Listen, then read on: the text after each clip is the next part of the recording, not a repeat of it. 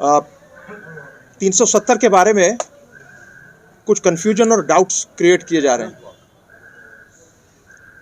और एएनसी का मानना था कि चूंकि इतना तजब्जुब में कॉमन एक आदमी आ रहा है जम्मू में भी और कश्मीर में भी, तो हमें कुछ क्लैरिफिकेशन ज़रूरी समझी कि देनी पड़ेंगी। मैं खुसूसन बात कर रहा हूँ चूँकि अपने हमारे बहुत ही इज़्ज़त गुलाम नबी आज़ाद साहब ने बारामूला में अपनी तकरीर के दौरान कुछ अपने 370 और इसके बारे में बात की। सो मैं इतना ही कहना चाहूँगा बड़े अदब और एहतराम से उनसे कि हम लोगों को मिसलीड नहीं करते हैं सर। हमने कभी 370 पे लोगों को मिसलीड नहीं किया और हम पार्लियामेंट के सामने खड़े नहीं हैं। हमने गवर्नमेंट से कभी नहीं कहा कि आप हमको 370 वापस दे दीजिए। हमने सीधा सुप्रीम कोर्ट का रुख किया है, जो हमारा एक कॉन्स्टिट्यूशनल राइट है, और उसकी सुनवाई जिस दिन होगी उस दिन सबको पता लग जाएगा कि सच क्या है और गलत क्या है। और हम एक्सपेक्ट करते हैं honourable supreme court will uphold the constitution of this country and give justice to the people of Jammu and Kashmir as enshrined in the constitution. इसके अलावा हम कोई बात नहीं कर रहे हैं। हमने कभी ये नहीं कहा कि हम मोदी साहब से वापस लेंगे, ये हमने कभी ये नहीं कहा कि हम पार्लियामेंट से लेंगे। और हमारे पास ये, जैसे आप कह रहे हैं कि ये कोई नारा आप नहीं देंगे उस चीज के लिए जो चीज आपके हाथ में ना हो। मैं इतना कहूं, इसमें एक बात, 2-3 बातें बहुत ही अहम है नोट करने के लिए। एक ये कि आपको पार्लियामेंट में 2/3 अक्सरियत नहीं चाहिए 370 को वापस लाने के लिए।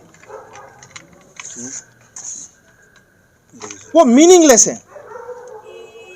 जब पब्लिक रिजॉल्व करती है,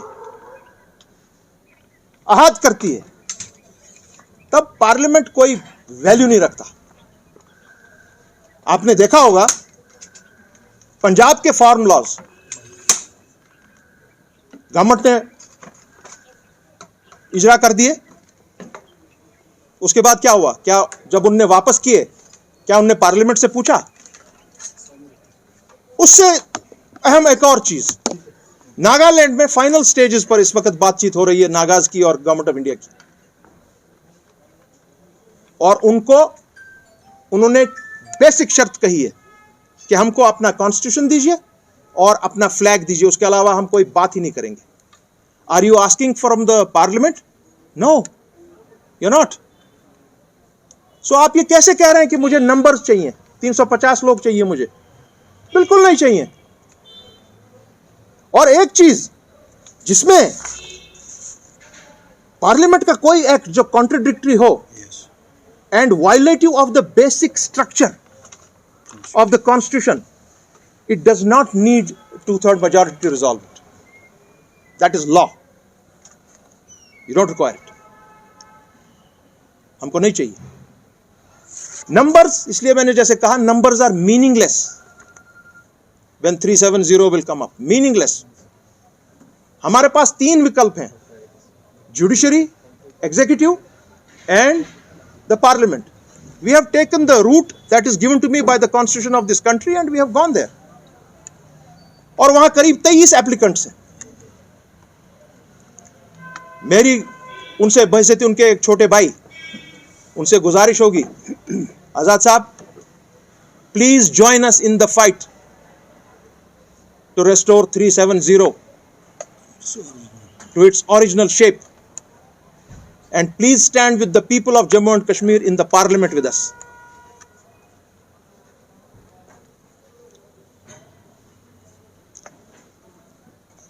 इसमें एक चीज मैं उनको और याद दिलाना चाहूंगा, वो याद करें इमरजेंसी का टाइम, जब 42nd अमेंडमेंट कोशिश की थी मिसेस गांधी ने to get more powers through the constitution by disturbing the constitution. वो तो फिर हिस्ट्री है. उसके बाद इलेक्शंस में क्या हुआ, हार हो गई, जेल हो गई. Don't forget that. Nobody is invincible. और जो आपने नंबर्स की बात कही है वो सही नहीं है. We don't require numbers. We don't require 350 people. It is unconstitutional. और 370 आज भी कॉन्स्टिट्यूशन में उसी तरह दर्ज है जिस तरह 4 अगस्त 2019 को था. मरकजी सरकार ने, प्राइम मिनिस्टर ने, होम मिनिस्टर ने, दे टेम्पर्ड विद द कॉन्स्टिट्यूशन. उन्होंने तार-तार कर दिया वो. सुप्रीम कोर्ट में जब ये सुनवाई होगी उस पर उनके खिलाफ क्या कार्रवाई होगी वो सब जानेंगे. We are all awaiting the date from the supreme court of India. और अनकरीब ही एक हमगीर मुहिम शुरू की जाएगी उसके लिए for early hearing of this case.